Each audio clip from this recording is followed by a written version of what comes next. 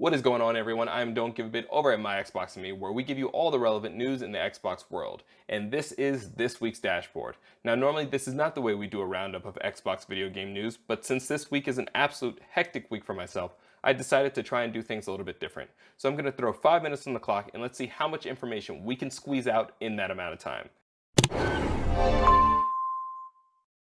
Now, starting at story number 1. Xbox has now implemented touch controls into 10 more of its games on its Xcloud streaming services. These games are Dead Cells, Guacamelee 2, Hellblade: Senua's Sacrifice, Hot Shot Racing, Killer Instinct, New Super Lucky's Tale, Slay the Spire, Streets of Rage 4, Tell Me Why, Undermine. The really cool thing about the touch controls is the customization options on how you want to set the layout. Not a fan of having the movement bound to your left thumb? Why not just move the entire quote-unquote joystick over to the right side in order to rectify that problem? Not only that, but the more the Xbox continues to enhance the xCloud experience on mobile devices, the closer we get to xCloud feeling like a true suitable alternative for the traditional gaming experience. Story number 2. Due to data mining of Microsoft Flight Simulator, it looks like Xbox VR, or should I say Scarlet VR, was, is, or perhaps will be a thing. Now, there's no question on Phil Spencer's stance on VR, having gone public and saying that while things can change in the future, his current goals are to keep the team working on things at hand.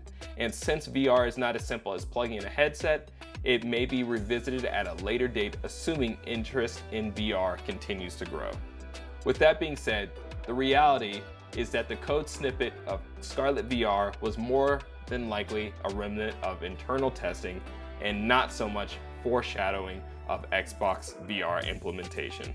However, a VR-compatible flight simulator on the Xbox Series X would be absolutely amazing.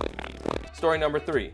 In the latest teaser trailer for Xbox Series exclusive The Medium, a member of the game's community team displayed just how the Medium's dual reality system works.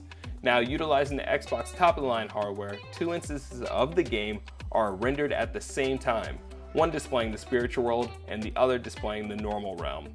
Now, for 2/3 of the game, you will generally be in one realm or the other, but the video displayed instances in which you would coexist in both realities at the same time.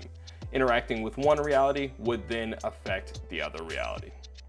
Now, story number 4, sticking with the horror genre, in more Series X and S game news, Scorn displayed its new gameplay trailer this week, showcasing the eerie world and the weapon showcases that the game has to offer. The slimy, disturbing textures seem to come to life in the most disturbing of ways possible, really displaying just how much these new consoles will really change the horror genre.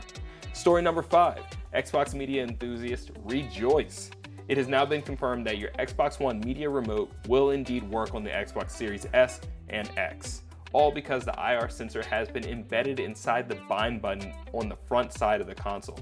On top of that, there will also be a new version of the media remote in case you want to make your Xbox Series X or S the main media hub going forward. Story number 6. Xbox has now made it possible to play Xbox games remotely on iOS devices.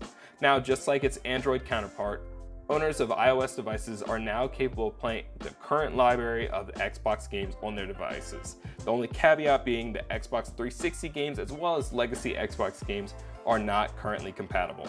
At this time, it is unclear if that will change, but Apple owners can now revel in the fact that they can play their Xbox from the comfort of their bed. And lastly, story number 7. Good news for those of you who were not able to secure yourself an Xbox Series X or an Xbox Series S. Reports have it that Best Buy has been intermittently restocking the pre-orders, so I would highly suggest you go over to the website and check to see if the pre-order is available for yourself. If you do secure it, good for you. And for me, I'll just cry. Now, that was this week's roundup of the Xbox video game news. Like I said, this is not going to be the routine. This is the exception for this week. If you did enjoy the video, be sure to hit the like button as well as comment down below. Also subscribe, that way you can stay tuned for future videos coming up.